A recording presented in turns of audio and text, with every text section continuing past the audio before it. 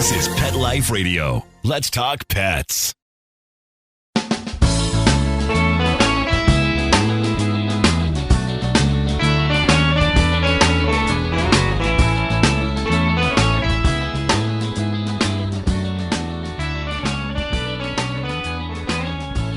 Welcome to Save a Pooch on Pet Life Radio. Thank you for listening in today. I am Beverly Isla, your host. Our guest today is Carol Mithers. She's a seasoned journalist and author. Her new book, titled Rethinking Rescue, Dog Lady and the Story of America's Forgotten People and Pets, take us into the topic of pets owned by those facing poverty, addiction, homelessness, challenging stereotypes, and highlighting the deep bonds between these pets and their owners. We'll also learn about Lori Weiss, the main character in the book, and the founder of LA's Downtown Dog Rescue, and her efforts to save thousands of animals on the city's toughest streets. And I really appreciate Carol's take on this, which acknowledges the overlooked connections between poverty and pet care, urging us to consider the broader social issues at play. So when we get back from these messages, we will hear from Carol Mithers. Take a bite out of your competition. Advertise your business with an ad in Pet Life Radio podcasts and radio shows. There is no other pet-related media that is as large and reaches more pet parents and pet lovers than Pet Life Radio. With over 7 million monthly listeners, Pet Life Radio podcasts are available on all major podcast platforms, and our live radio stream goes out to over 250 million subscribers on iHeartRadio, Odyssey, TuneIn, and other streaming apps. For more information on how you can advertise on the #1 pet podcast and radio network, visit PetLifeRadio.com/advertise today. Let's Talk Pets on PetLifeRadio.com.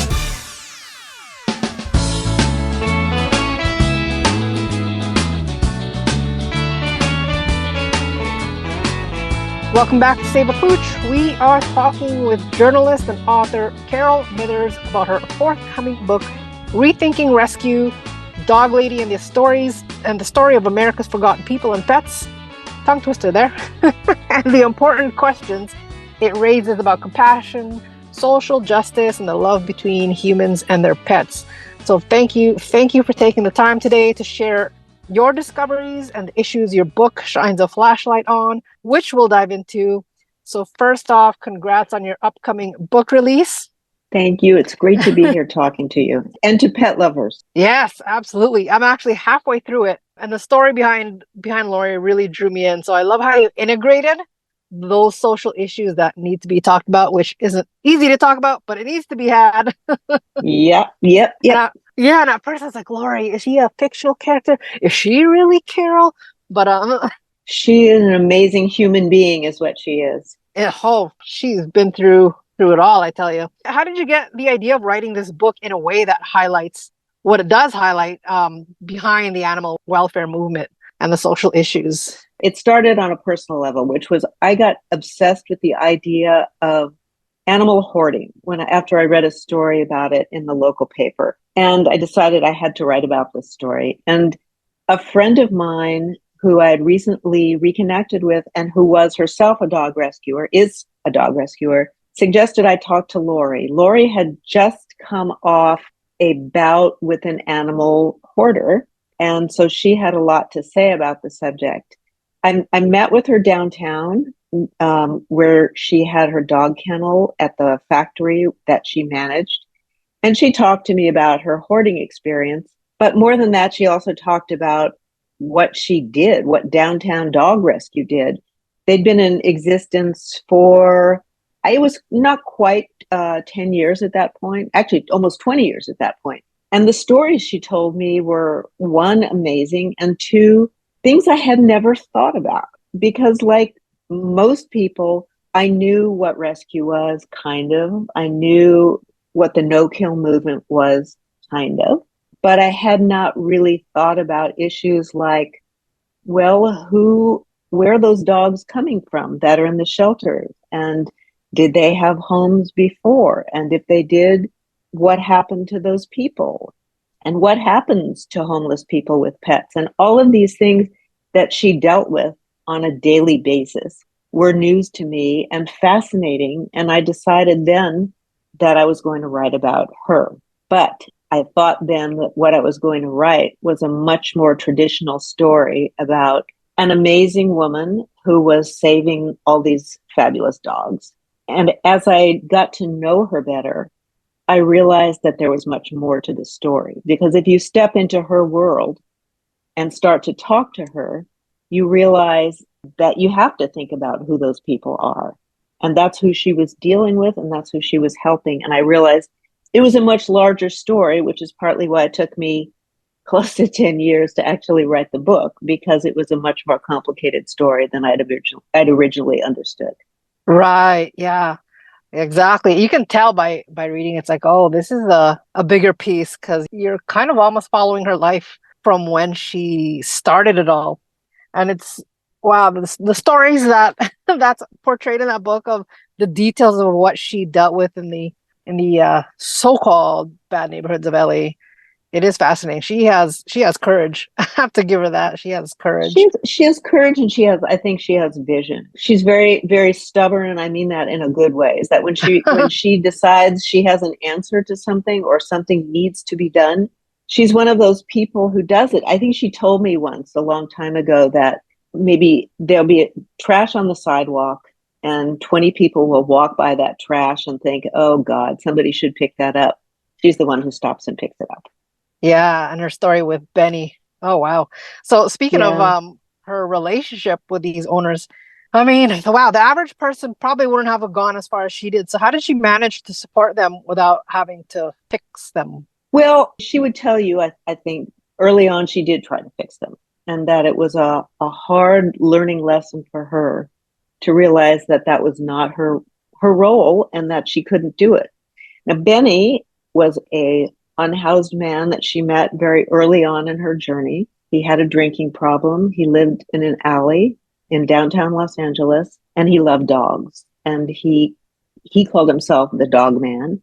And whenever there were stray dogs around, they would find their way to him. What he didn't do is fix them, deal with their reproductive issues. And so there were constantly puppies being born. And she and her coworker, Richard, who started Downtown Dog Rescue with her, would use their own money, basically, to take these dogs to vets and get them sterilized, to try to cut down on the number of strays that they saw in those days running on the streets of downtown LA. But Lori early on wanted to get Benny off the street. She offered to help rent him an apartment, to get him on Social Security, to do whatever she could to get him out of the alley that he was living in and into an apartment. And she was stunned when he would say that he didn't want that. Yeah. He was, for whatever his reasons, that's where he wanted to be. And she had to, with a lot of the people she dealt with, realize that she could make their lives a little better. She could take care of their dogs, but she wasn't going to fix them. And I guess that is the case with a lot of them. That actually brings me to my next question, is that one big aspect of your book is the connection between poverty and the ability to care for pets, and that social justice and animal rescue, they're of the same fight. Now, can you discuss this connection and why addressing the social issue of poverty is essential for animal welfare? That is the key that I was really drawn into about this book. It's like, finally, I mean, someone's talking about this. Well, if you look at, there's maybe 4 or 5 different sides to that question. I mean, at the most basic, when people don't have homes, their dogs and cats don't have homes. And so if you don't have affordable, accessible housing, then you are going to have animals on the street along with their people. Right. There are financial costs that are assessed in animal control. For instance, if you are a person living in poverty with maybe a very crowded living situation, there's lots of people crowded into one place, there's maybe 5 houses jammed onto a single lot, and all of them have dogs, and the fencing isn't as good as it should be, and the dog gets out and gets picked up by an animal control officer and taken to the shelter, you don't just get it back. You've got to pay money to get it back. And that money, which I don't know what it is at this point, but it's not inconsiderable. And maybe you just don't have it. And so The dogs that get kept in the shelters because they're not reclaimed by their owners, it could be that the owner simply didn't have money to get it out. Sometimes there's further charges that are assessed for boarding the dog in the 2 or 3 days it took you to realize where it was. Maybe the dog doesn't have a license or the vaccinations that are required. And so there other fees are then put on top of those initial charges, and it just may be unaffordable. And then you've got to sacrifice your dog and walk away because you simply don't have the cash. There are people whose dogs who get citations from animal control because their dog is sick or has mange or isn't living inside, doesn't have adequate shelter. And again, those are things that people can access if they have money. Dogs that belong to people without many resources may not get sterilized because sterilization can be expensive, or finding a subsidized way to sterilize an animal isn't so easy. Maybe it means getting to a place across town, which you can't do if you don't have a car because you've got a 70-pound dog and it's not going to be able to go on the subway or bus with you. And so those dogs unfortunately end up having litters, and the litters get dumped in the shelter because there's nothing else to be done with them. And so the big issue is that it is very difficult to find pet-friendly housing if you're a renter. It can be. Right. And so if you are a person with an animal and you are either pushed out of your housing or you need to find new housing, and you simply cannot find anywhere to live that will accept your dog, you may end up turning your dog into the shelter because otherwise you're going to end up on the street. There are also landlords who sort of look the other way when a family moves in with an animal and then changes their mind, or the place gets sold to somebody else and they are told, either the dog goes or you do. And I think a lot of people, it's very common on Facebook, places like that, where people involved in rescue talk to each other to say, oh, I would never do that. I would rather live on the street before I get rid of my dog. And it's easy to say that if you're never really going to have to live on the street. Mm-hmm. But most of us wouldn't make that choice. The streets are dangerous and dirty. And if you have children, you're not going to take them onto the street with you. And so people sadly are forced to relinquish their pets because it's either that or have no housing. Exactly. I know here it is hard for people to find rental properties with a dog here.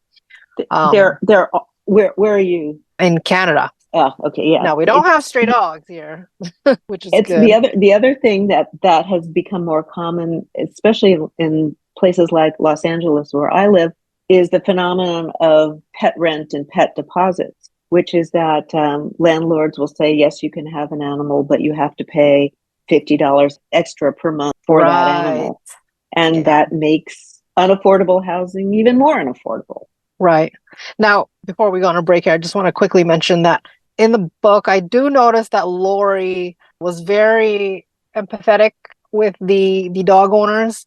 So I understand the financial angle of that, but I also understand that the emotional side of people living on the streets, having a pet actually helps them in that regard. It does. And it's, I don't want to suggest that everybody who's living on the street is a wonderful human and a great pet owner, because she would be the first to tell you that there are people that are really just trading animals for drugs, and the animal helps them get more from when they're begging. Mm-hmm. But there are people where that is the one being that loves them and respects them and is always happy to see them and gives shape to their days, because you don't think about how aimless a day without work or friends or obligations are. You're just out there, and you have to, with a dog or a cat, you have to get up, you have to make sure they're fed, you keep them warm. You have a soul that really is attached to you. And some homeless people and their dogs are really, really bonded to each other. Absolutely. Yeah, that came across really clear in the book. So I'm glad that was covered as well. You're right. It has to be, talked about in a holistic way. I think that if a dog is in a kennel and it's for sure on the kill list, then in my opinion, I think they're kind of better off on the street then. They are. And it's not just that. It's that you can help those people be better dog owners. And that's what she was trying to exactly. do. Yeah. So she was taking an angle that a lot of other rescue organizations wasn't taking, but we will go down that rabbit hole after the break. So we're just going to have a quick break, and when we get back, we'll continue talking with Carol Mithers.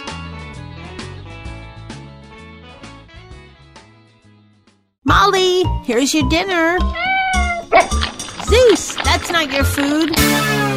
Don't let that happen to your precious cat. Elevate your cat's eating experience with the Cat Tree Tray. The Cat Tree Tray keeps your cat's food off the floor and conveniently located on the cat tree. It's the perfect way to eat. It's a beautiful wrought iron tray that easily attaches to your cat tree and keeps dogs and other critters out of your cat's dish. A must for multi-pet households. There's a 6-inch tray for large bowls and a 4-inch tray for smaller bowls.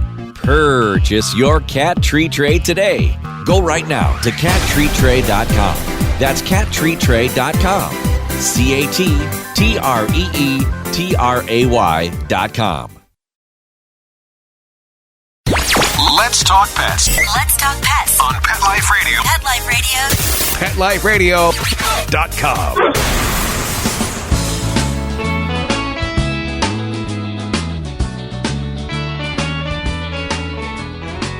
Welcome back to Save a Pooch. We are talking with Carol Mithers, journalist and author with a new book, Rethinking Rescue, Dog Lady, and the Story of America's Forgotten People and Pets, that encourages important questions to ask in the world of rescue animals and social justice.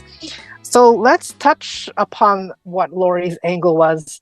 What's your take on her helping homeless people with, getting spayed and all that? Well, she was helping people that she considered to be good dog owners who are lacking resources and understanding.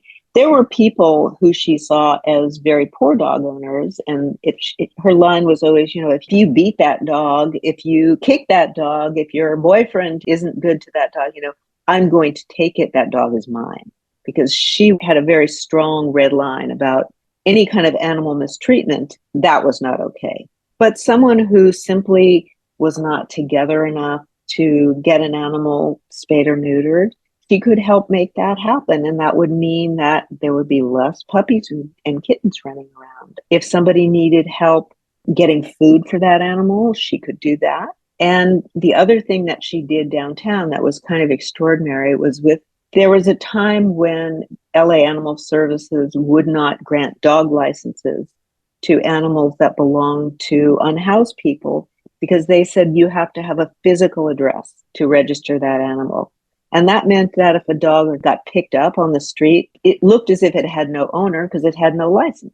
And she, with the help of a man named Larry Hill, who was a shelter worker who realized that this was insane, he allowed her to use her business address to license over 300 dogs. And that meant that if the dogs got picked up on the street, they had an owner. She would get called, she would redeem the dog, and she would bring it back to the person who loved it. So little workarounds like that make a huge difference. And LA eventually changed its policies, but it was little workarounds like that just make an enormous difference in the life of the dog and the person. Because she also believed that if a dog has grown up on the streets, bonded to one person, and used to sort of a very free-floating existence, and you take that dog away, maybe it's not going to make the adaptation. Maybe if you then stick it in a suburban backyard, it's not going to do well. So who are you really saving then if you break up that relationship? Exactly. I loved her story of Clancy is the name. Oh, Clancy, the true hero love dog. Yeah. The unlikely pair.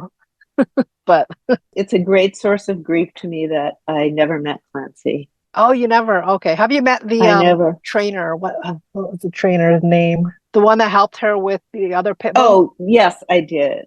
Dogman. Yes, Dogman. Yes. I went to Dogman's Sunday class and watched him. He was still out there after all these years. Awesome. Yep. People from the neighborhood, right near the LA Coliseum, screaming at everybody, "Come on, join the line." It was great. That was a good visualization. I'm like, oh my gosh, I could totally hear him.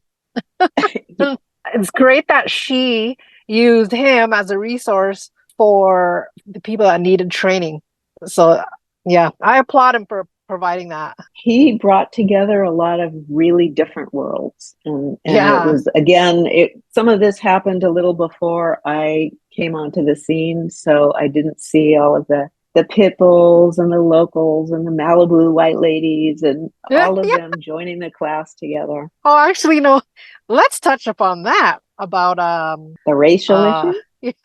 Yes. Well, what part of the issue and I think the problem for some of the rescue movement was that it was and is a very white movement, and there are not nefarious reasons for that. It's because for sure. People who do good work, like suffragists and temperance workers and rescuers, to do that kind of work, which has no money associated with it and a lot of time, you have to have extra time and money, which you don't have if you're poor or if you're working 3 jobs. So it ended up being a very affluent and white movement. And I think the biggest problem for that is that in America, and maybe in Canada as well, things are very separate between economic classes, between races, and people's lives don't overlap and intersect that often. Right. Especially, so you don't understand how somebody else lives. And so if you are a Malibu lady and you see somebody with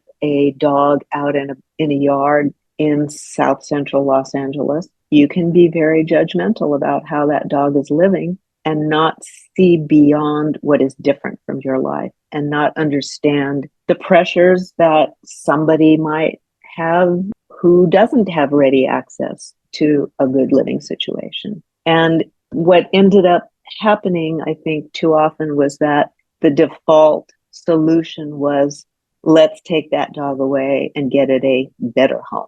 And better invariably meant more affluent. And so that denigrated the original dog owners. It sometimes had the effect of people who did not have fancy homes or big salaries wanted to adopt an animal from a rescue group, and they were turned down. You don't have what we're looking for. There were instances where people who were Black who were judged harshly as, oh, you only want that dog to fight it.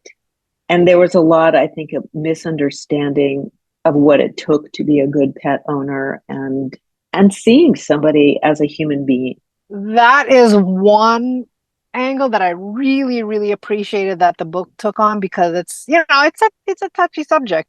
It is, and I think that people of color did not always talk about this openly. It was sort of after the George Floyd death, when this country was going through a major sort of racial rethinking of what life was, and it was then that some people, both rescuers and would-be adopters, started talking about more honestly about what they'd been through.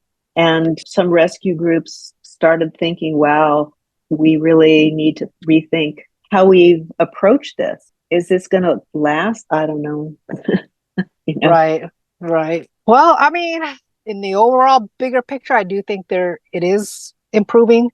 But yeah, how it's going to play out, I'm not sure. What's improving is that I think within the rescue world right now, there's a whole lot more understanding that money and class really do play an issue here. And there's efforts to make veterinary care more affordable or find ways to enable people without great resources to take their pet to the doctor, which was another giant issue. Yeah, exactly. That's what I was just going to say. At least there's more education going out across all classes.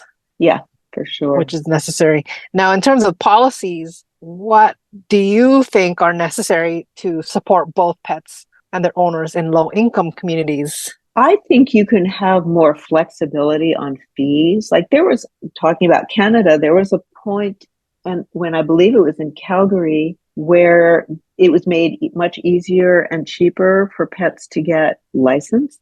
And so the number of days that pets that got picked up outside their homes were kept was much less. Oh, I didn't know that. Okay. I wish I had those stats right at you. Maybe I'll send them to you. But if somebody doesn't have the money to reclaim a dog and they were providing a decent home for that dog, does it really make sense for a shelter to say, you can't give me $150, so I'm just going to keep the dog, and the shelter's already overcrowded, and maybe it'll be put down for space? Right. You know, right. There was a terrible instance I read about while researching the book of a man they were unemployed. The dog got picked up, it got out. It was something like $184, and the dog was euthanized. And the people were crying and pleading and saying, we want our animal back. So those kinds of policies would be helpful. More subsidized spay and neuter would be super helpful. We are in this country really suffering from the 2 years of COVID when spay and neuter services fell by the wayside for a whole lot of reasons. And there are litters and litters showing up now that didn't, and when it wasn't that way for years. So cities could be spending a lot more time and attention and money sterilizing as many animals as they could. For sure. I think that's probably one of the first ones to tackle. Yeah. Now, in terms of like the models, like the animal rescue models, how do you think they can shift so that it's from savior mentality to, like you said, the more effective approach? Well, I think the model that Lori came up with, which was having somebody at the shelter intervening and simply telling people, you've come here to surrender your pet. Why? Is there anything that could stop you that would make it possible for you not to turn in that pet?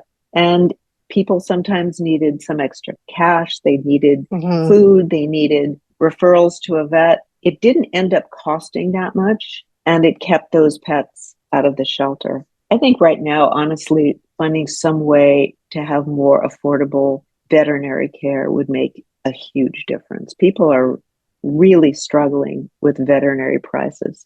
Oh, don't get me started on those prices. I know. Oh my god. It's a whole other issue. Yeah. Even the prices of adopting a dog here, I think the average is around $300 to $400. And I get it. They need the money to fund their mission. But a lot of people don't adopt because of that. Yeah. Let's go on to what is your next plans after this book? Will you be writing a part 2? I don't know. I don't know about a part 2, but probably some follow-up articles, because the story didn't stop where the book ends. Lori is continually thinking of new plans, and she's now bought herself a mobile veterinary van that she runs. Ooh. And she has a cat box clinic where she's helping with low-income cat owners in the neighborhood. And she's always thinking of what is the next thing I can do. So I will still be following her. And after that, another book, but on what? I don't know. Dog man. Yeah. Dog man, dog lady, dog child. That's amazing. Well, thank you so much for your insights. So this book will be released, I believe it is, quote me if I'm wrong, August 20th. And it is available at all the usual spots, from bookshop.org, Amazon, Target, Walmart, Barnes & Noble, you name it. Awesome. Look forward to getting to the end there. If you haven't heard, yeah, absolutely. Well, we are out of time. I really, again, I appreciate you taking the time. If you want to know more about Carol's work, the link will be in the show notes. Thanks to our show producer, Mark Winter, for making this show possible. If you have any questions, comments, or ideas for a show, please email me at beverly@petliferadio.com. So until next time, spread animal compassion. Let's Talk Pets, every week on demand, only on PetLifeRadio.com.